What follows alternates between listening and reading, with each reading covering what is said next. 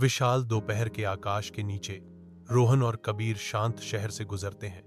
उनकी परछाइयां हर कदम के साथ बढ़ रही हैं। रोहन की आंखें सपनों से भरी हैं क्योंकि वह घोषणा करता है, कबीर, मैं एक दिन इस पहाड़ पर चढ़ना चाहता हूं। ऊपर से मैं पूरी दुनिया देखूंगा। कबीर का लहजा संदेह से भरा है, जो रोहन की ऊंची महत्वाकांक्षाओं को कुचल देता है।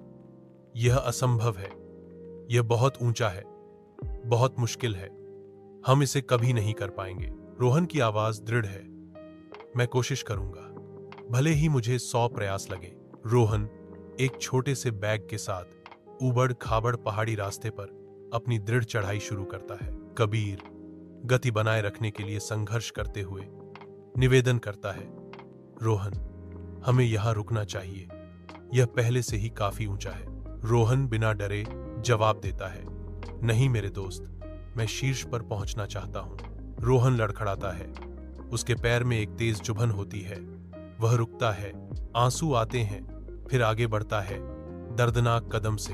घंटों की निरंतर चढ़ाई के बाद रोहन का दिल तेजी से धड़कता है, क्योंकि वह पहाड़ की चोटी के करीब पहुंचता है। वह बादलों के ऊपर विजयी होकर खड़ा है।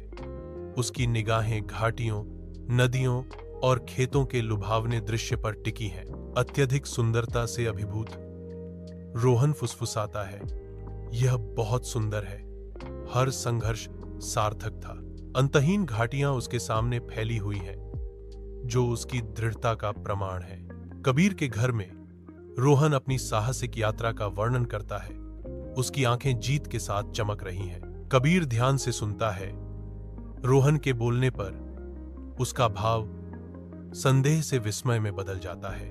कबीर का पछतावा स्पष्ट है, क्योंकि वह स्वीकार करता है, रोहन, मुझे माफ करना, मुझे तुम पर और खुद पर शक था।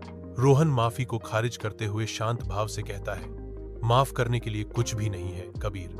जैसे ही वे आपसी समर्थन का वादा करते हैं, उनकी हंसी कमरे को भर देती है, जो साझा सपनों और सफलताओं के भविष्य का वादा करती है।